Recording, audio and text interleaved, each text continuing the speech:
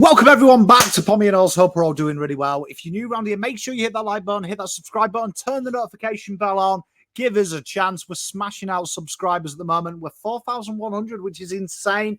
We have got a huge goal of trying to hit 10 by the end of the calendar year. So if you can help me do that, we're well on our way. Let's try and really crack into it. And also, if we can get ahead of my old mate, Sweet Luke, that would be grouse. He's just hit 5K. So we're on his tail. And today, what we're doing is we are looking at Carlton versus Hawthorn in what is a really, really big tie for the Blues. After the break, we know the win-loss ratio of the bye teams ain't so crack hot, but Carlton will be going into this game with confidence. So let's run the intro and get straight into it.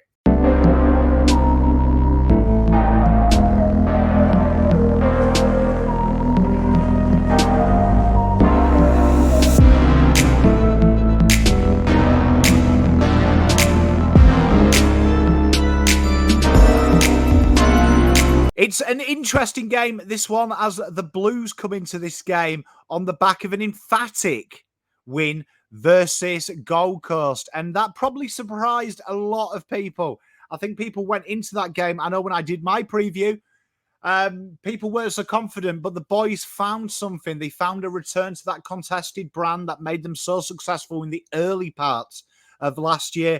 And it all kind of curtailed from there. Everything looked okay.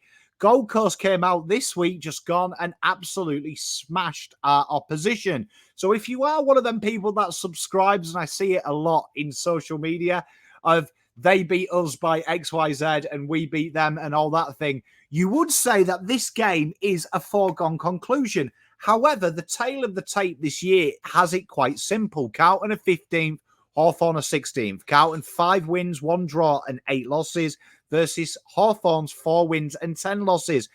And this game, when we take a look at it on paper, is agonizingly close. So let's take a look at what we think the potential matchups will be.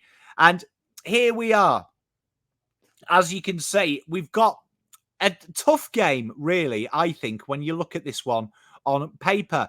You've got Carlton, I think, will go in with Fogarty, Mackay and Cunningham as their forward line versus Impey, Frost and Scrimshaw.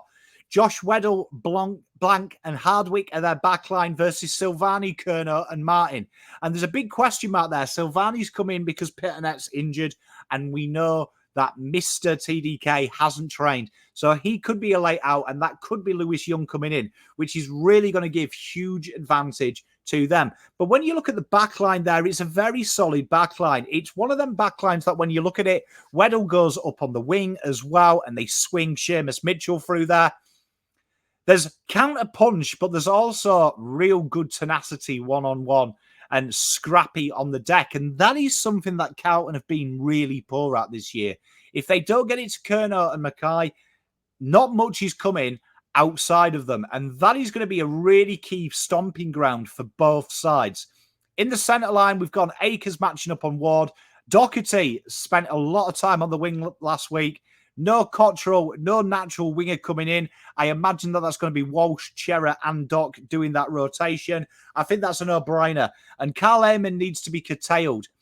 A lot of people not talking about him because he's playing for a side that isn't really setting the world alight in the terms of the ladder placement. And that is one of them funny things when you watch the AFL. The AFL doesn't give love to teams that aren't top of the ladder. But Amon is one of the best, if not the best, in the last 10 years at doing that role. And I think the Doc matchup there makes a little bit of sense. You've got to give him some defensive responsibility. That's the one thing about Karl Amon. He is one way. And Doc will have that ability, as will Walsh, as will Chera when they float through there. A key battleground as well is Connor Nash. He will go on Cripps, and that is a very common, he's the break glass in case of emergency. And Connor Nash is one of them names that you don't look at and go, oh shit, we're playing him. However, he'll keep Cripps honest. And these are the games that genuinely Cripps, when he comes up against one of these players, he can sometimes get lost in that kind of battle to, one-upmanship. And that's something that he's got to be wary of. Nash has all the tricks in the book to be a complete pain in the butt. And that's going to be a really interesting one, because what Carlton did well last week, was everyone got involved in that contested. The worst thing for Carlton here is knowing that they have the centre and the contested dominance in this area of the ground, is leaving him alone to do it all himself. And that is something that Carlton are incredibly guilty of putting it all on his shoulders. If Carlton can find a way to negate that and everyone get involved like they did against Gold Coast, who we talked about their threat in the middle, should be a no-brainer, because the pattern is there. Young legs, inexperienced side in relative terms, a side going through a rebuild. That's what Gold Coast did. They got ascension in here and eventually wore them down. And it was a death by 1,000 cuts. Sam Butler, Mitch Lewis, Dylan Moore versus Newman, Mitch McGovern and Adam Sard. I think this is a good matchup. They target Mitch Lewis a hell of a lot. And you want your guy there going in for the intercepts. And I think this gives them a bit of a problem. That's the one question mark I have about Mitch Lewis. When he's beaten in the air, he kind of drops a little bit. And then the full forward lines, Kemp, Wheaterin, Boyd versus Brockman, Meek and Bruce. Bruce is a pain in the butt. And I've put Kemp on him there because this is where they float that ball. You want to give Bruce that defensive responsibility. I think Boyd versus Brockman is a nice little matchup. Both very tenacious on the deck. And Meek versus Wheaterin, you'd imagine Wheaterin takes the size factor. TDK versus Ned Reeves, Day and Newcomb versus Cherrett and Walsh, and that's going to be a really interesting one. Ignore the fact we've got Connor Walsh and Nash there twice. So good, we named him twice. I'd imagine Will Day goes in there. Very, very tricky customer, and another one that will swing through that half-back line and then also pinch it in the middle. The benches, Warple, Mitchell, McDonald and Bramble versus Owens, Chincotta, Ed Kerno and Kennedy. Do I want Ed Kerno in this side? No. Do I complain about it all the time? Yes, I do. Have I resigned myself to that's what's going to happen? Indeed, I have. And I think you should do too. But there is an argument, I suppose, if we're going to try and make one and try and find a positive out of it. Ed Kerno's going to bring that tenaciousness around the ball and wherever he is. And this is going to be one of the things that when we come to the last time out, we'll talk about it. There is elements here for Carlton to look to attack and be rigid in their constant negating pressure and making sure that they do the little things well. Coming on to the head-to-heads and what they're doing in the team thing, Carlton do have the monopoly on this one. They do. They are a more kick side. However, Hawthorn use the ball and have a ball retention side and are a better disposal efficiency side. Carlton, obviously, if they look for them inside 50 numbers, they're almost neck and neck in all these stat lines. The big one here is the rebound 50 rate. And this is something that was impressive last week. And it is really a sign of when our midfield gets going. And it has to. Their ability to negate inside 50s, Carlton, is one of the best in the league. And it's a big bugbear of mine that kicking efficiency is a Fugazi kicking efficiency because of the rebound 50 rate. As you can see, Hawthorn have them efficiency ratio. They are a kick mark side that moves at pace. And that is what Carlton are trying to be. And the meters gained here are almost neck and neck, but Carlton quite have it. There is a lot of touches, though, in the Carlton's arsenal that is really short. It's either short or long. And last week, they found that happy medium of getting that handball chain going. The contested possession and clearance differential in Carlton's favour. The marks as well, as you would expect. The mark inside 50 rate, incidentally, is higher. This is all the areas that Carlton have. Now, I want you to come to the hit-outs. This is the problem. Carlton are going to win the clearances. On paper, they should. The big problem here, no Pitternet, he warps them stats, means that they're even more lopsided in Hawthorn's favour. They are going to get first use. And Jai Newcomb and Connor Nash as a combination are a pain in the proverbial. So Carlton are going to have to be wary of that and stick to their mass rotations, which we saw last week, which was the highest they've ever had under Voss. Tackles almost identical, but this is another bugbear of mine. Tackles inside 50. Hawthorn are frequently more at the fall of the ball and creating problems. Carlton make it very easy. Goals almost neck and neck. Accuracy and inside 50 success almost neck and neck. Chance creation, though, and this is where Carlton need to get better, because if you add them tackle inside 50 counts, you add the quicker ball movement, the more handball change, the moving forward as a group, boom, this gets better.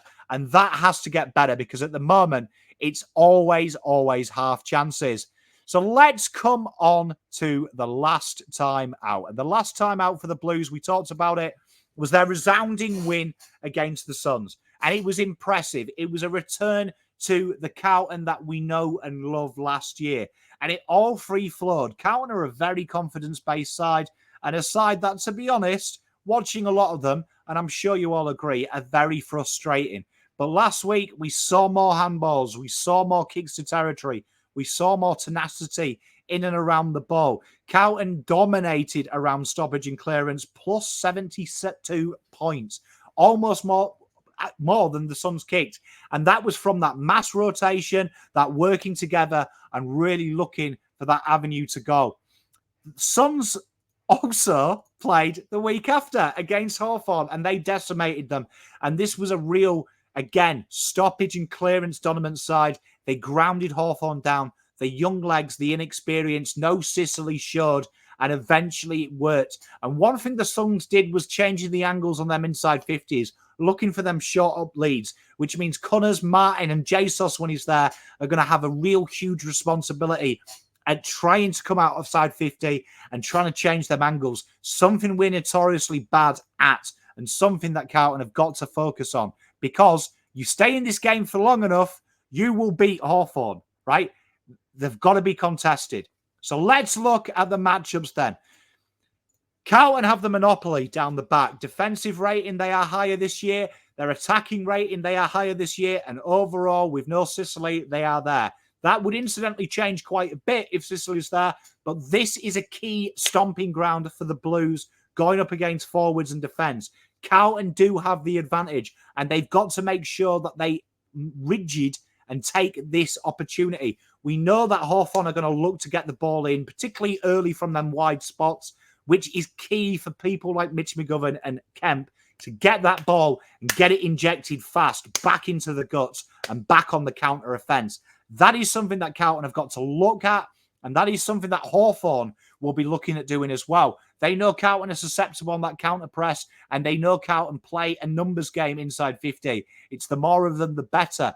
And that creates it, because even though your traditional danger isn't there in Sicily, they've still got some good players. Weddle knows his way around an intercept. Hardwick, Scrimshaw, these guys, when the ball is on the deck, will punish you, and they will take that cross-field kick. That's what they do. They look to switch it, get it into that corridor, and get it out there on the wings to where their pace is to stretch you toward and aim on. And that is an area there that Carlton's forward pressure has to be good. It has to be at the fall of the ball, front and centre, and make sure it doesn't happen. In the engine room, and we've got the pretty Newcomb with the much more prettier Adam Cherrett. And again, Carlton do have the monopoly here. Stronger contested side, a stronger strong side, and also a side that has a bit more flair. The problem is in this area, though, with Carlton, is overuse.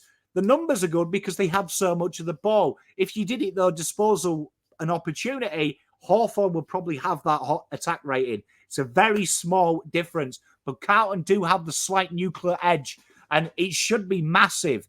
We are talking about a side that I had bottom 5 versus a side that I hoped would be top 5. This should be clear as custard, and this is where Carlton have to be on their A game. The fixtures are easy now till the run home. They only play 3 or 4 tougher sides. This is now where they make hay and get ready for them 2 big games, particularly the game against Port, where they've got to show something. These wins, if they do win against Hawthorn and that Gold Coast, will all be dependent on what they do in that Port game. First use, and Reeves versus Mr. TDK. And Hawthorn have the monopoly here. This is a worry, and if TDK is not here, this is even more outweighed. It's not massive at the moment, TDK versus Reeves. There's plenty of hope. But we should be at the stage now where we're reliable enough, if TDK is fit, that he plays 90% of the ruck and we float it through someone else. Reeves does an incredible job as a young man at doing this. And I don't mind Ned Reeves. I've got to say, Ned Reeves is one of them players that I think is very underrated. Top 10 for hitouts in the league. He gets their first use. And this is a matchup that when you look at it on paper, TDK versus him, you should feel quite comfortable with the amount of time that TDK's been in this system that he batters him. But I don't think we are, and I think that's quite rightly so. Like I say, Ned Reeves, 24 years old versus 24 years old next month.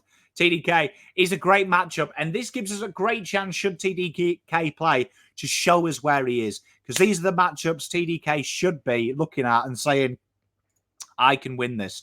The glitz and glam, the forward line, defensive rating, Hawthorn have the numbers. We talked about the pressure acts. We talked about the tackles.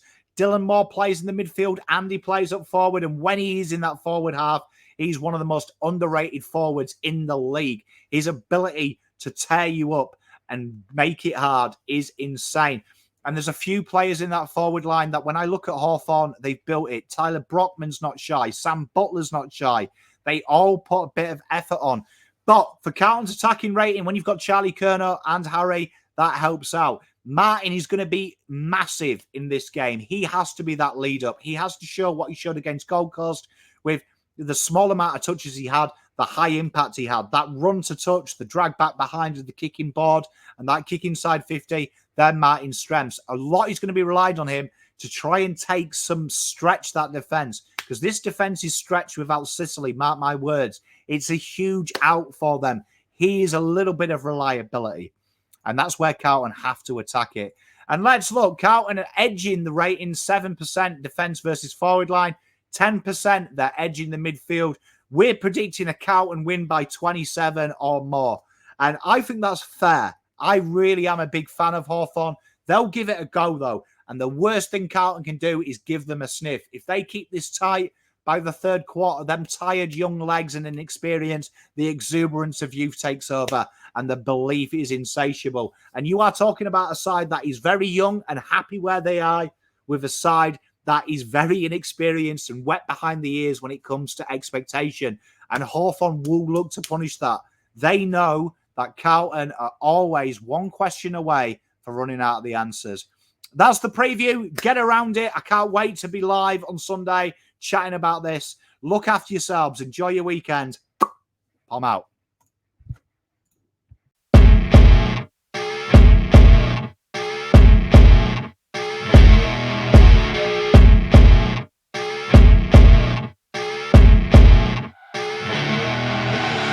I see her rolling up, Uber black Cadillac, high heel boots and a sexy body full of tats. Baby's bad, oh baby's hella bad.